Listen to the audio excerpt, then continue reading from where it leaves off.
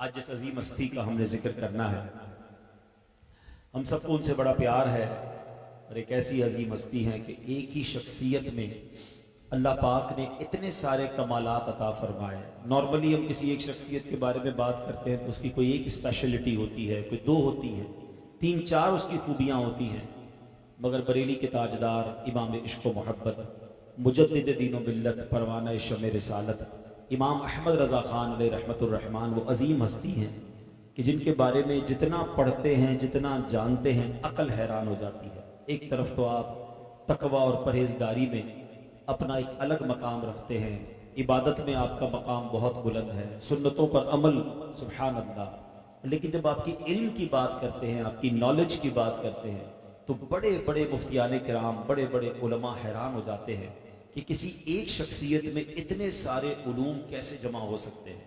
یعنی مثال کے طور پہ آپ کو آج کی زبان میں سمجھاؤں تو کوئی شخص ایک یا دو تین چیزوں پر پی ایچ ڈی کر سکتا ہے، ماسٹرز کر سکتا ہے، مگر اعلیٰ حضرت کے بارے میں آتا ہے کہ 100 سے زائد علوم پر، 100 سے زائد برانچز آف نالج پر آپ ماسٹرز کا درجہ نہیں رکھتے تھے بلکہ اتھارٹی کا درجہ رکھتے تھے۔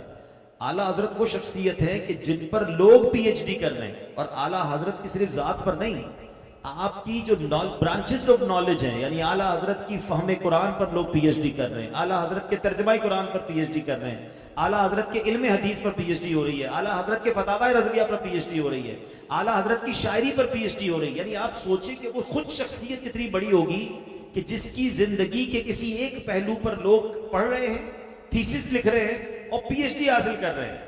تو اس سے اندازہ کیجئے کہ ایک مدرسے میں رہنے والی شخصیت جو دنیا کی کسی یونیورسٹی میں باقاعدہ طور پر نہیں گئے ہیں، مگر ایسے ایسے علوم اللہ تعالیٰ نے انہیں عطا فرمائے، یہ خاص ایسا علم لدنی کا فیضان تھا کہ جس سمت آ گئے ہیں سکے بٹھا دیے ہیں، قلم اٹھاتے تھے تو علم کے دریا بہا دیتے ہیں۔ تو آج ہم اعلیٰ حضرت امام اہل سنت کی اس عظیم فقاہت اور ذہانت اور فتاوی پر تو بات نہیں کر سکیں گے کہ یہ بڑے بڑے علماء اور مفتیان کرام کا کام ہے۔ میں کچھ اعلیٰ حضرت امام اہل سنت کی عادتیں اور بھی اس نیت سے بیان کروں گا کہ جب اللہ نے اللہ اپنے ولی کو اتنا بڑا مقام دیا اور ان کی ایسی کیا عادتیں تھیں جن میں سے کچھ ہم اپنائیں اور اپنی زندگی کو بہتر کرنے کی کوشش کریں۔ اعلیٰ حضرت امام اہل سنت کو قرآن پاک سے بڑی محبت تھی۔ اچھا، اللہ پاک جب کسی شخصیت سے بہت بڑا کام لینا چاہتا ہے نا تو اسے اپنے کرم سے چن لیتا ہے اور پھر ان کو غلطیوں سے بھی بچاتا ہے۔ 4 سال کی عمر میں اعلیٰ حضرت نے پورا قرآن پاک ناظرہ پڑھ لیا۔ ایک بار قاری صاحب آپ کو پڑھانے آئے، قرآن شریف پڑھا رہے تھے، تو قاری صاحب مثال کے طور پہ پڑھاتے تھے زبر، اعلیٰ حضرت کی زبان سے نکلتا تھا زیر، دوبارہ پڑھایا ایک لفظ اس پہ زبر تھا، اعلیٰ حضرت کی زبان سے زیر ہی نکلتا رہا۔ آپ کے والد صاحب قریب بیٹھے تھے، آپ جانتے تھے کہ اعلیٰ حضرت ایک بار کوئی بات سمجھائی جائے نا اس کو ہمیشہ ریپیٹ ٹھیک ہی کرتے ہیں، ایسا ہو نہیں سکتا کہ احمد رضا ایسی غلطی بار بار کرے۔ جب کافی دیر تک یہ دیکھتے رہے کہ قاری صاحب جو پڑھاتے تھے اعلیٰ حضرت اس کے مقابل کچھ اور پڑھ رہے ہیں، تو آپ نے کہا کہ قاری صاحب ایسا کرے کہ قرآن پاک کے اس نسخے کی جگہ کوئی اور نسخہ منگوائے۔ قدیم نسخہ منگوایا گیا اور جب نکال کر اس کو چیک کیا گیا تو وہاں وہی اعراب لگے ہوئے تھے، وہی لفظ موجود تھا جو اعلیٰ حضرت کی زبان سے نکل رہا تھا۔ یعنی اللہ کریم نے بچپن ہی سے ان کو غلطی سے محفوظ رکھا۔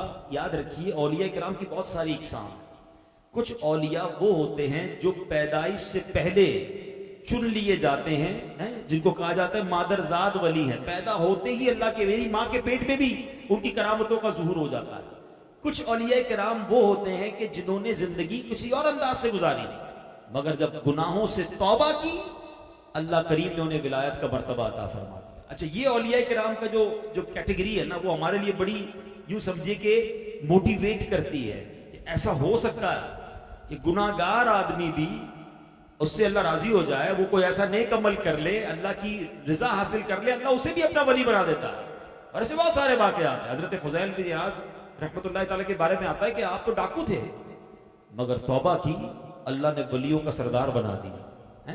حضرت حبیب عجمی آپ سود خور تھے مگر بڑا طویل واقعہ ہے، آپ نے توبہ کی، اللہ نے اپنی ولایت عطا فرما دی۔ حضرت بشر حافی آپ شرابی تھے، آپ نے توبہ کی، اللہ نے آسمان ولایت کا چمکتا ستارہ بنا دیا۔ حضرت جنید بغدادی کے بارے میں آتا ہے کتنے بڑے اللہ کے ولی ہیں، آپ ایک بہت بڑے گروہ ولایت کے سردار مانے جاتے ہیں، مگر حضرت جنید بغدادی کے بارے میں آتا پہلوان تھے، کشتیاں لڑتے تھے، مگر ایک سید زادے کی تعظیم میں لڑائی جان بوجھ کر ہار گئے ہیں، اپنی ہار مانی آل رسول کے لیے اللہ نے ان کو ایسی جیت عطا فرما دی کہ ولیوں کا سردار بنا دیا۔ تو یہ تمام باتیں ہم جیسے گناہگاروں کو موٹیویٹ کرتی ہیں کہ اللہ کی رضا والے کام کرتے رہا کرو اور اللہ سے مانگتے بھی رہا کرو، وہ بڑا کریم ہے۔ غوث پاک کے کئی ایسے واقعات ہیں کہ آپ نے تو چوری کرنے کو آیا تھا اور آپ نے ایسی نظر ڈالی کہ اسے ابدال بنا دیا، اسے کتب بنا دیا۔ تو ہمیں اللہ پاک سے مانگتے رہنا چاہیے، اللہ میرے پیر و مرشد کو سلامت رکھے۔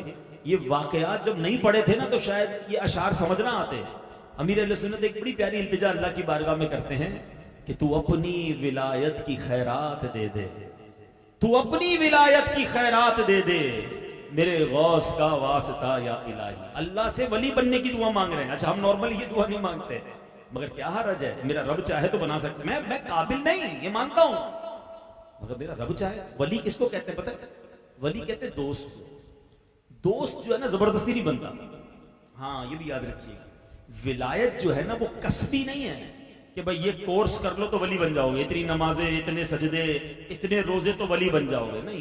آپ کا کوئی دوست آپ کی زبردستی آپ کا دوست نہیں بن سکتا۔ کچھ ایسے لوگ ہوتے ہیں ساری زندگی ساتھ رہتے ہیں، سارا زندگی ہمارے کام کرتے ہیں، دوست نہیں بنتے۔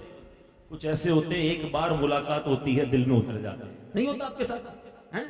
ساتھ رہنے والا دوست نہیں بنتا، دوسرے ملک میں رہنے والا دوست بن جاتا ہے۔ اس کا مطلب کیا ہوا؟ دوستی چیز کچھ اور ہے، وہ دل سے ہو جاتی ہے اور جس سے چاہے ہو جاتی ہے۔ اللہ بھی جسے چاہے جب چاہے اپنا ولی بنا لیتا ہے، اس کا کوئی کورس نہیں ہوتا ہے، یہ اللہ کی عطا ہے، اللہ جسے چاہے عطا فرمائے۔ لیکن کچھ وہ خوش نصیب ہیں اولیاء کرام میں بھی جن کو فرام دا چائلڈہڈ، کچھ کو تو پیدائش سے پہلے ہی اور کسی کو پیدا ہوتے ہی بچپن سے ہی ولایت عطا کر دی جاتی ہے۔ اعلیٰ حضرت امام اہل سنت ان خوش نصیبوں میں سے، he is chosen one، selected one، آپ کو سلیکٹ کر لیا گیا۔ اور سبحان اللہ بچپن کے ہی واقعات بڑے نلادے۔ اچھا اعلیٰ حضرت امام اہل سنت کو جہاں قرآن سے بڑا شغف تھا، اچھا قرآن کا ایک تو حافظ قرآن نہیں تھے مگر قرآن پڑھتے بہت تھے، تلاوت بہت کرتے تھے، تو ایک بار آپ کو خطوط آیا کرتے تھے تو کسی نے خط میں آپ کو حافظ صاحب لکھ دیا۔ اچھا یہاں بھی سیکھنے والی بات ہے، ہمیں کوئی لکھ دے، اچھا ہم جیسے لوگوں کے ساتھ یہ بڑا پرابلم ہوتا ہے، ہم کہیں جائیں نا تو کوئی کہتے ہیں مفتی صاحب ذرا آئیے گا، حالانکہ میں تو مفتی نہیں ہوں، علامہ صاحب آئیے گا۔ علامہ تو ایک بہت بڑے عالم دین کو کہتے ہیں، میں علامہ بھی نہیں ہوں۔ اچھا بعض ہوتا تھا ہمیں کوئی حافظ جی کہہ دیتا ہے، لیکن نارملی لوگ جھوٹی تعریف پر خوش ہو رہے ہوتے ہیں، چلو یار کوئی بات نہیں، بڑا ہی اچھا ہی سمجھ رہا ہے نا، نہیں یہ شریعت کو محمود نہیں ہے۔ اگر آپ کی جو تعریف کی جا رہی ہے آپ نہیں ہے تو اس پہ خوش نہ ہو، بلکہ بتا دیں میں وہ نہیں ہوں۔ اعلیٰ حضرت کو کسی نے حافظ جی لکھ دیا، اعلیٰ حضرت کہتے ہیں لوگ میرے بارے میں اتنا اچھا گمان رکھتے ہیں کہ میں حافظ ہوں۔ تو اعلیٰ حضرت وہ سلیکٹڈ پرسنالٹی ہیں کہ آپ نے پتہ ہے قرآن کیسے یاد کیا؟ رمضان کا مہینہ تھا، اب عشاء کے وضو سے لے کر عشاء کی جماعت کے درمیان جتنا وقت ہوتا ہے نا، ایک پارے کی تلاوت کرتے تھے اور وہ پارا یاد کر لیتے تھے، اور ایک روایت کے مطابق اسی دن وہ پارا سنا بھی دیا کرتے تھے نماز کے اندر۔ 30 دن رمضان کے گزرے آپ حافظ قرآن بن چکے تھے۔ یہ فوٹوجینک میموری اعلیٰ حضرت کے پاس تھی کہ اعلیٰ حضرت خود فرماتے کہ میں کسی بھی کتاب کو ایک بار پڑھ لوں، اب اس کا جو ایک ایک ورڈ ہے وہ میرے دماغ میں محفوظ ہو جاتا ہے۔ ایک بار ایک شخصیت بزرگ آیا آپ کے پاس، ان کے پاس ایک بڑی نایاب کتاب تھی، اعلیٰ حضرت نے کہا کہ مجھے کتاب پڑھنے کے لیے دے دیں۔ ان کو کہیں سفر پہ جانا تھا، کہا حضرت کل تو میری روانگی ہے، اتنی موٹی کتاب تھی، کہا بس ایک رات کے لیے دے دیں۔ ایک رات کے بعد جب صبح ان کے جانے کا وقت تھا، اعلیٰ حضرت نے کتاب واپس دے دی، کہا حضرت ایک رات میں پڑھ لی، پھر آپ کو کیسے یاد رہے گی؟ کہ اب اس کتاب کی ایک ایک سطر اور ایک ایک لفظ میرے ذہن میں محفوظ رہے گا۔ یعنی ایک بار، یعنی ہم کہتے ہیں سکیننگ مشین، آج کے دور میں کیا ہے اسکین کرنا۔ علماء کرام جو آپ کے شاگرد تھے نا، وہ کہتے تھے بڑے بڑے مسائل جب ڈھونڈ ڈھونڈ کے تھک جاتے نا، میں مسئلہ نہیں ملتا تھا۔ آج کل تو بڑا آسان ہو گیا، سرچنگ انجن آ گئے ہیں، ایک لفظ ڈالیں اپلیکیشن میں، وہ لفظ کون سی کتاب میں ہے وہ کمپیوٹر ڈھونڈ کے دے دیتا ہے، اپلیکیشن ڈھونڈ کے دے دیتی ہے۔ پہلے تو علماء ایک ایک مسئلے کو ڈھونڈنے کے لیے 100 کتابیں کھولتے تھے، پڑھتے تھے، یہ جو بزرگ بیٹھے ہیں ان سے پوچھے، پہلے فتوا پوچھنے جاتے تھے دارال افتاء تو 2 مہینے بعد جواب ملتا تھا کہ بھائی ہمیں پڑھنی پڑیں گی کتابیں. اب تو مفتی صاحب بھی ادھر بیٹھے بیٹھے سرچ مارتے ہیں تو فتوا پرنٹ ہو کے آ جاتا ہے سامنے. آسانی ہو گئی مگر وہ بھی تو وقت تھا نا. تو علماء کہتے ہیں کہ ہم کئی دن تک ایک حوالہ ڈھونڈتے، جب تھک جاتے نا تو ایک سرچ انجن تھا ہمارے پاس. ہم اعلیٰ حضرت کی بارگاہ میں جاتے، کہتے حضور یہ مسئلہ نہیں مل رہا ہے. اعلیٰ حضرت پتہ یہ نہ کہتے تھے کہ فتاوی عالمگیری میں جا کے دیکھ لو، کہتے فتاوی عالمگیری جلد 3 صفحہ نمبر 12 صفحہ 70 نمبر 3 پر جا کر مسئلہ دیکھو. اور کہتے جو اعلیٰ حضرت فرماتے ہم وہ کتاب کھولتے اسی صفحے پر اسی جگہ پر وہ مسئلہ لکھا ہوتا. ایک ایسی میموری اللہ پاک نے سیدی اعلیٰ حضرت کو حافظے کی عطا فرمائی تھی. مگر سیکھنے کو مجھے اور آپ کو کیا ملا کہ جھوٹی تعریف پر خوش نہیں ہونا ہے اور قرآن پاک سے محبت رکھنی ہے. اب کیا ہوا، اب جب اعلیٰ حضرت کے فتاوی مشہور ہوئے، اعلیٰ حضرت کے علم کا فیضان بڑھنا شروع ہوا، اللہ خوش رکھے مفتی امجد علی اعظمی صاحب کو جو اعلیٰ حضرت کے بڑے ہونہار شاگرد بھی ہیں اور صدر الشریعہ بھی ہیں، جنہوں نے بہار شریعت لکھی ہے. خود عظیم مفتی ہیں مگر آپ اعلیٰ حضرت کے شاگرد تھے، خلیفہ اعلیٰ حضرت بھی ہیں. آپ نے کہا حضور آپ نے بہت سارے کام کر لیے، ایک قرآن پاک کا ترجمہ بھی عطا کر دیں. اعلیٰ حضرت نے فرمایا میرے پاس وقت کہاں ہے، تمہیں پتہ ہے میری کتنی مصروفیات ہیں، میں کیسے قرآن پاک کا ترجمہ لکھوں، ٹائم چاہیے اس کے لیے. تو انہوں نے کہا بس حضور کچھ بھی کرم کریں آپ بس ترجمہ قرآن دے دیں. تو اعلیٰ حضرت نے کہا ایسا کرو کہ روز میرے پاس آ جایا کرو اور تم کچھ آیتوں کی تلاوت کرنا، میں ترجمہ فی البدی لکھوا دیا کروں. یعنی ترجمہ قرآن جو ہے نا وہ لکھنے کے لیے مفتیان کرام سے کبھی پوچھئے گا، ہر وقت کئی قسم کی تفاسیر قرآن سامنے ہوں تو بندہ ترجمہ قرآن کر سکتا ہے. مگر کنز الایمان جو دنیا کے one of the best Urdu ترجموں میں ہے، صدر الشریعہ کہتے ہیں میں روزانہ عصر کے بعد کچھ دیر کے لیے اعلیٰ حضرت کی بارگاہ میں جاتا اور میں قرآن پاک کی کچھ آیتیں تلاوت کرتا. اعلیٰ حضرت مجھے فی البدی زبانی ترجمہ لکھوانا شروع کرتے، میں اپنے ہاتھ سے ترجمہ لکھتا مگر رات جا کر مختلف قرآن پاک کی تفسیروں کو کھولتا اور اعلیٰ حضرت کے ترجمے کو دیکھتا. مجھے ایسا لگتا کہ اعلیٰ حضرت نے کئی تفسیروں کا نچوڑ اور عطر عطا فرما دیا. اور آج بھی علماء کہتے ہیں کہ اردو زبان کا اگر سب سے شاہکار کوئی ترجمہ قرآن ہے تو وہ کنز الایمان ہے. مگر کنز الایمان لکھنے کے لیے جو وقت دیا اعلیٰ حضرت نے، کوئی ریسرچ سینٹر نہیں بنا، کوئی جناب بہت بڑی ٹیم نہیں تھی جس کے ساتھ مل کر اعلیٰ حضرت نے ترجمہ قرآن لکھوایا.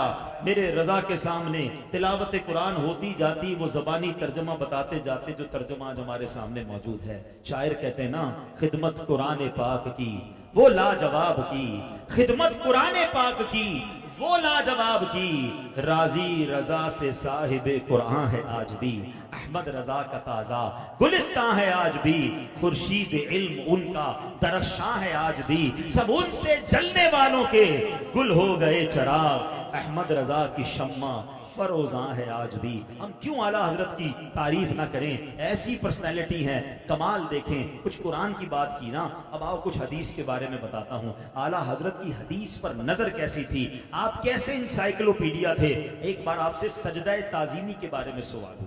سجدہ تعظیمی کس کو کہتے ہیں؟ پہلے کی شریعت میں سجدہ تعظیمی حلال تھا. 2 قسم کے سجدے ہوتے ہیں. ایک سجدہ عبادت کے لیے ہوتا ہے، وہ تو ہمیشہ سے حرام رہا، اللہ کے سوا کوئی کسی کو کرے گا تو کفر ہو جائے گا. مگر تعظیم کی نیت سے پہلے کی شریعتوں میں لوگ بادشاہوں کو سجدہ کرتے تھے، اپنے ماں باپ کو تعظیم کے لیے سجدہ کرتے تھے. مگر نبی پاک علیہ الصلوۃ والسلام جب تشریف لائے تو آپ نے سجدہ تعظیمی کو حرام فرما دیا. اور وہ مشہور حدیث آپ سب نے سنی ہوگی، شوہروں نے تو زیادہ سنی ہوتی ہے، کہ اگر میں کسی کو حکم دیتا کہ اگر کوئی کسی کو سجدہ کرے تو بیوی کو حکم دیتا کہ وہ شوہر کو سجدہ کرے. اپنی بیوی کو سناتے بھی رہتے ہیں لوگ، تو یہ حدیث یاد ہوگی. تو بہرحال لیکن شوہر کو بھی بیوی سجدہ نہیں کر سکتی، ہاں یہ یاد رکھیے گا. تو اب سجدہ تعظیمی کے بارے میں اعلیٰ حضرت سے سوال ہوا کہ سجدہ تعظیمی جائز ہے کہ نہیں. اعلیٰ حضرت نے قرآنی آیا اور 40 احادیث کی روشنی میں ثابت کیا کہ غیر خدا کی تعظیم کے لیے سجدہ کرنا پہلی شریعتوں میں جائز تھا، ہماری شریعت میں حرام ہے. اعلیٰ حضرت کی خدمت میں سوال ہوا، لوگ کہتے ہیں پیارے آقا علیہ الصلوۃ والسلام کو دافع البلا یعنی مصیبت دور کرنے والا کہنا شرک ہے. چلو یہ بہت سارے مسائل کا بھی حل ہو جائے گا. مشکل کشا دافع البلا یہ کہنا شرک ہے. اعلیٰ حضرت نے اس کے جواب میں 300 حدیثوں کے ذریعے ثابت کیا کہ اللہ پاک کی عطا سے میرے آقا علیہ الصلوۃ والسلام دافع رنج و بلا. اعلیٰ حضرت کی خدمت پہ سوال ہوا، بعض لوگ کہتے ہیں نبی پاک علیہ الصلوۃ والسلام اگر تمام نبیوں سے افضل ہیں तो कुरान और हदीस से दलील लाओ। आला हजरत ने ऐसा ईमान अफरोज जवाब लिखा कि 100 हदीसों से साबित किया कि अल्लाह पाक के फजल से हमारे आका अलैहिस्सलाम तमाम नबियों के सरदार हैं। फरिश्तों की पैदाइश कैसे हुई इस पर कलाम करते हुए 24 अहादीस जिक्र की। हमारे आका अलैहिस्सलाम रोजे कयामत शफाअत फरमाएंगे, इस मौजू पर आला हजरत ने 40 अहादीस जिक्र की। दाढ़ी की जरूरत और अहमियत पर 56 अहादीस जिक्र की। वालिदैन के हुकूक के मुताबिक जब सवाल हुआ 91 हदीसों के जरिए जवाब दिया। सुभान अल्लाह, खत्मे नबूवत के बारे में प्यारे आका अलैहिस्सलाम अल्लाह के आखिरी नबी हैं, आला हजरत ने 120 हदीसों के जरिए इस सवाल का जवाब अता फरमाया। यानी इस कदर नॉलेज, इस कदर हदीसें आला हजरत के सामने रहा करती। सुभान अल्लाह। अच्छा, सिर्फ हदीस पढ़ते पढ़ाते नहीं थे, हमारा ये भी बड़ा मसला है। कुरान में से बहुत सारों को पढ़ना आता है, हदीसें हम में से बहुत सारों ने पढ़ी हैं, बयान भी करते हैं, अमल कितना है? हाय हाय, नबी पाक के फरमान पर अमल कैसा था? खुद फरमाते कि एक बार तबीयत मेरी ठीक नहीं थी, बुखार से अभी उठा ही था, मक्के के दिन थे, मैं हरम पाक में मौजूद था और बारिश शुरू हुई। अब जब बारिश शुरू होने वाली थी, बादल आ गए थे, तो कहते हैं मैं जल्दी जल्दी काबे के सामने पहुंचा। जैसे ही मैं काबे के सामने पहुंचा, बारिश होने लग गई। मुझे नबी पाक की वो हदीस याद आ गई कि जो बारिश में तवाफ करे वो रहमत इलाही में तैरता है। अभी हालांकि तबीयत ठीक ही हुई थी, बुखार से बाहर आए थे, कहते मैंने तवाफ शुरू कर दिया, फुल भीग गए, घर वापस आए तो फिर तबीयत जो है वो नासाज होने लगी। तो आपके किसी साथी ने कहा कि हुजूर एक हदीस पर अमल करने के लिए आपने अपनी तबीयत का ख्याल ना किया, हालांकि ये हदीस भी ज़ईफ है। एक बात याद रखिए, हदीस यानी नबी पाक का फरमान ज़ईफ नहीं होता, ये एक इस्तिलाह है शरीयत की कि रावी जो होते हैं उस रावी के बारे में उसकी रिवायत करने में कुछ शायद की कमी होती है, इसलिए उसको ज़ईफ कहा जाता है। कहा हुजूर एक ज़ईफ हदीस पर अमल करने के लिए अपनी तबीयत का आपने ख्याल नहीं रखा। आला हजरत ने जवाब क्या दिया?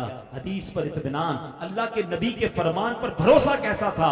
फरमाते हदीस ज़ईफ है मगर उम्मीद बड़ी कवी है, उम्मीद बड़ी पुख्ता है। मेरे नबी ने फरमाया है ना, अल्लाह वो अजर मुझे देगा कि जो बारिश में तवाफ करता है वो रहमत इलाही में नहाता है। आला हजरत को नबी पाक के फरमान पर यकीन कैसा था? पता है हमारा प्रॉब्लम क्या है? हम वजीफा करते हैं, फायदा नहीं होता, तावीज लेते हैं, मसला हल नहीं होता, दुआ करते हैं, प्रॉब्लम सॉल्व नहीं होती। सबसे बड़ा प्रॉब्लम पता है क्या है? हम ना वजीफे पर इत्मीनान होता है, हमें ना तावीज पर यकीन होता है, ना दुआ पर भरोसा होता है। चलो यार कर लेता हूं, पता नहीं होगी कि नहीं, और नहीं होगी पहले से समझ लो। ये किताबों में लिखा है, दुआ के आदाब में लिखा है कि जो बंदा दुआ करते वक्त यकीन ना करे कि मैं अल्लाह से मांग रहा हूं, अल्लाह देने वाला है, देगा, उसकी दुआ कबूल नहीं होनी। हमारी किसी दुआ में भी यकीन नहीं होता है। रूटीन वाली दुआ, रूटीन वाला वजीफा, रूटीन वाला अमल, कुछ भी नहीं होना। आला हजरत का यकीन देखो, हज पे जा रहे हैं, वालदा साथ है, समुद्र का सफीना है, तूफान आ गया। ऐसा तूफान आया, इतना खतरनाक तूफान आया कि सारे काफिले वालों ने कफन पहन लिए कि अब गए।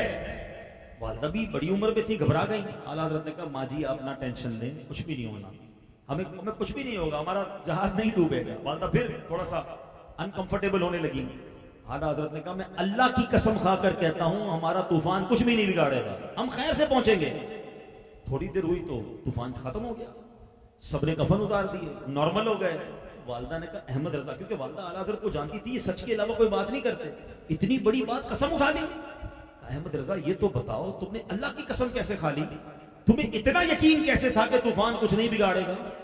कहते हैं माँ जी मैंने नबी पाक की हदीस पढ़ी है, आका ने फरमाया है जो किसी कश्ती में सवार हो, पानी के जहाज में सवार हो और पढ़ ले बिस्मिल्लाहि मजरेहा व मुरसाहा इन्ना रब्बी लगफूरुर रहीम, उसका सफीना नहीं डूबेगा। माँ जी मैंने नबी की हदीस पर वो दुआ पढ़ ली थी, हमारे सफीने को कुछ भी नहीं होना।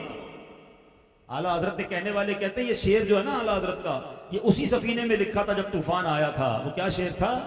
आने तो याद बोलो अब तो तुम्हारी जानिब कश्ती, तुम्ही पे छोड़ी मेरे आका कश्ती, तुम्ही पे छोड़ी लंगर उठा। ये यकीन, दुआएं قبول ہونے لگ جائیں گی، وظیفے کام کرنے لگ جائیں گے، جب ابھی یقین ساتھ ہو۔